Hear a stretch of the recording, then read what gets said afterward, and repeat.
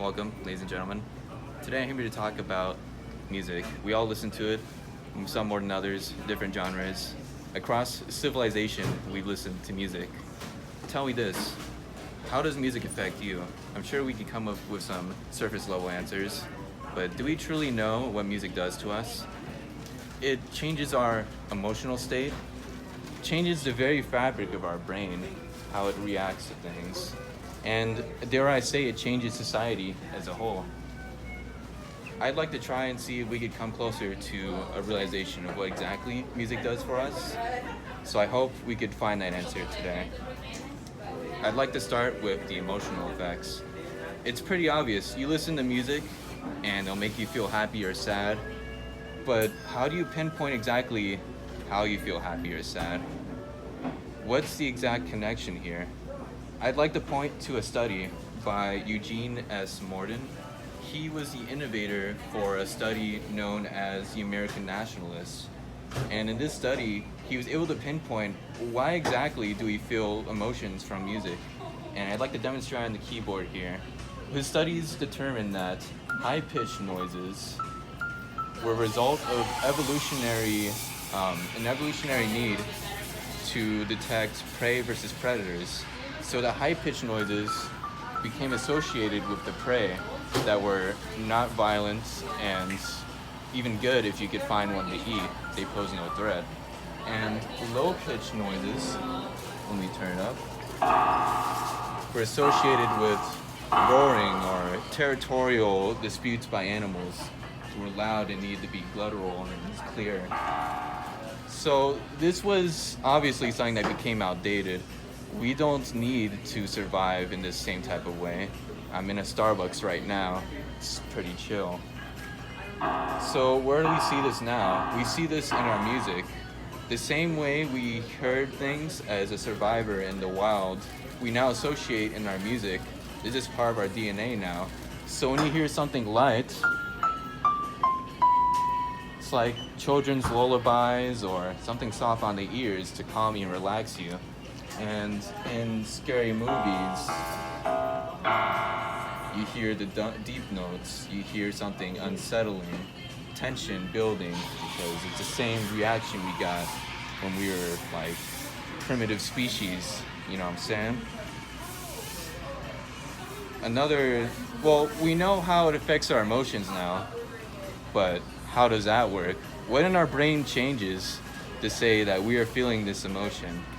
So I'd like to point you to this study by Joseph A. Katorba, lead sociologist and the professor in the School of Tartu University. His study's shown that when we hear music, it goes through our brains into the accumbens gland. And when it reaches this gland, dopamine is released from the music. And that makes sense, but how come when we hear other things, we don't feel dopamine? How come me going like this doesn't give you dopamine? You're hearing something, it's going to that same gland. So I'd like to present a study from that very study right there. There's MRIs done on singular notes versus a melody. And it had differing brain levels reacting to it, like different dopamine levels from each. They played a single note and a melody. So I'd like to show you, I'd like to see for yourself, what do you think gets your brain going more?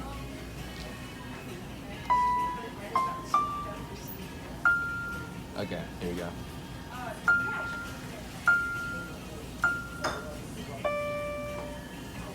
So I played a few single notes and I went into a different note, the melody part. And what that study shown was singular notes do not get the brain dopamine enough compared to a actual melody.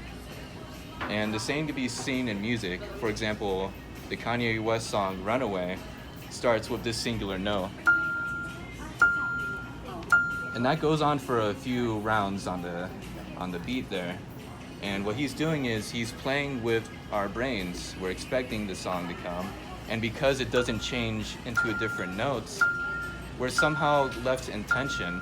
Is we're expecting a song, and all of a sudden, when you hear that next note, you think, here's a song. It's a sudden release, and more dopamine is released from that effect.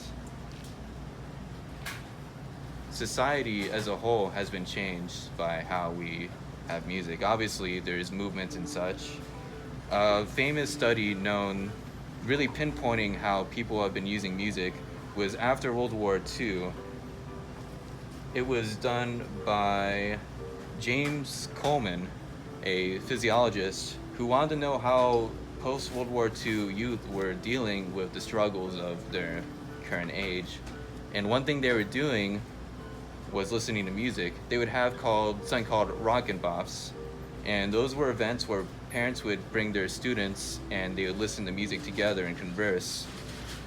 And you don't really see that in that era of other type of mediums to where it's just about music, like rock and roll and all that.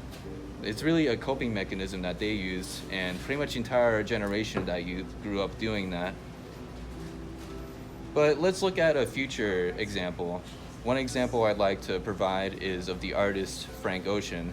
You might have heard of him. He's a 2-time Grammy winner.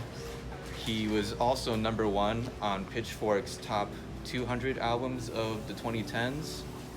So I'd like to explain something that he said in one of his songs. It was called Free Futura. And he claimed that he hasn't smoked weed in a year. And that was put on his lyrics.